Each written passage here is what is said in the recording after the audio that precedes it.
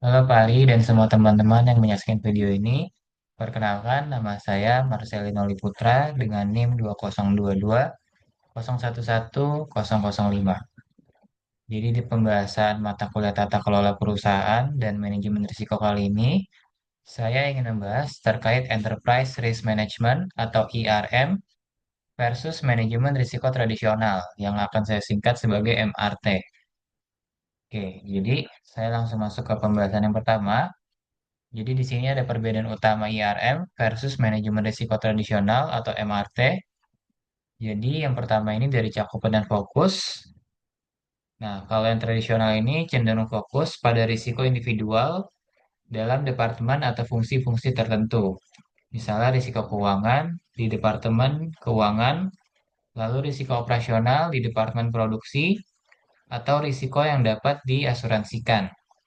Nah, jadi pendekatan ini seringkali bersifat reaktif, yaitu menanggapi risiko setelah insidennya terjadi dan berfokus pada pencegahan terulangnya kejadian yang serupa.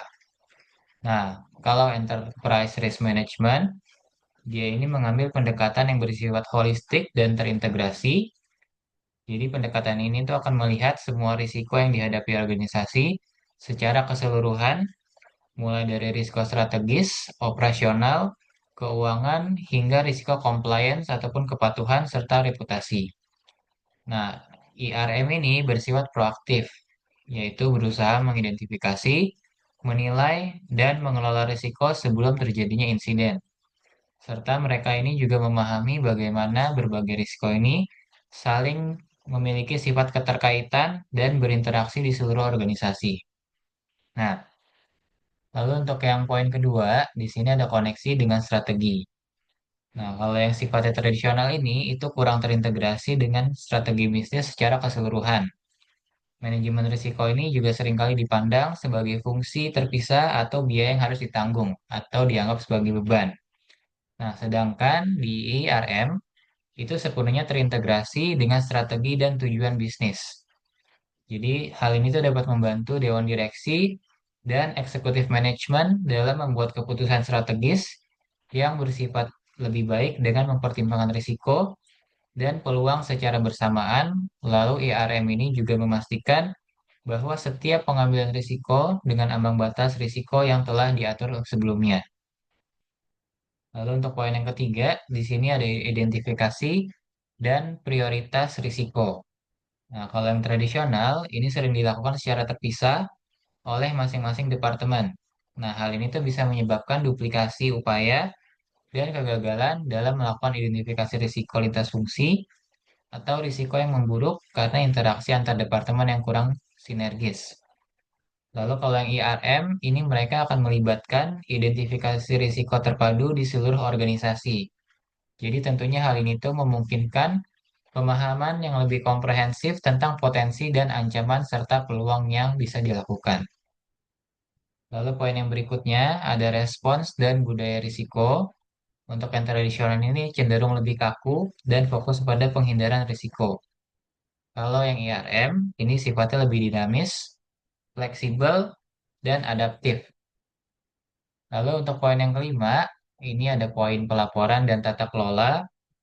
Jadi untuk yang tradisional, ini mungkin nggak konsisten antar departemen karena mereka ini seringkali terfragmentasi dan kurang terstandarisasi. Nah, sedangkan Enterprise Risk Management ini menyediakan pelaporan risiko yang konsisten dan terintegrasi di seluruh lini bisnisnya. Jadi hal ini tuh memungkinkan Dewan Direksi dan manajemen senior untuk memiliki pandangan yang jelas tentang profil risiko organisasi secara keseluruhan. Oke, di sini saya masuk contoh perusahaan yang membutuhkan pendekatan enterprise risk management. Nah, secara umum, menurut saya, yang membutuhkan itu adalah perusahaan multinasional yang bergerak di sektor jasa keuangan, seperti bank investasi global, perusahaan asuransi dalam skala besar, atau manajer aset. Nah, jadi mereka ini merupakan contoh yang sangat membutuhkan pendekatan IRM. Alasannya kenapa? Yang pertama, kalau skalanya besar, berarti kompleksitas operasional dan geografis juga sangat luas. Nah, semisal perusahaan jasa keuangan ini yang global itu kan beroperasi di berbagai negara dengan regulasi yang berbeda-beda tentunya. Mata uangnya juga berfluktuasi dan kondisi pasar yang unik untuk setiap tempatnya. Lalu mereka juga menawarkan beragam produk dan layanan mulai dari pinjaman retail, investasi yang bersifat kompleks, instrumen derivatif, hingga asuransi jiwa ataupun properti.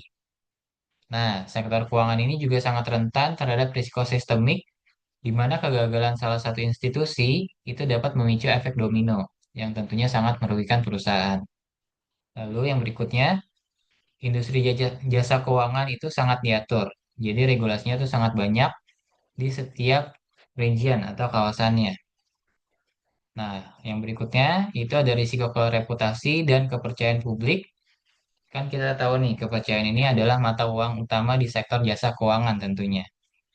Jadi semisal kalau nanti ada kasus skandal keuangan, pelanggaran data, atau kebocoran data, itu dapat menghancurkan reputasi perusahaan dalam semalam. Yang terakhir, pengambilan keputusan strategis berbasis risiko. Jadi keputusan investasi dalam skala besar, contohnya seperti miliaran dolar, lalu ada launching produk baru atau ekspansi ke pasar baru itu memerlukan pemahaman yang mendalam tentang risiko yang mungkin terjadi. Nah, kesimpulannya, dengan pendekatan IRM, perusahaan jasa keuangan multinasional dapat membangun ketahanan atau resilience yang lebih baik terhadap gejolak ekonomi yang berada. Hal ini juga bisa menghindari krisis yang merusak dan secara efektif ini dapat mendukung pencapaian tujuan strategisnya dalam lingkungan yang sangat kompleks dan dinamis serta bersifat menguntungkan untuk jangka panjang. Sekian presentasi dari saya. Terima kasih.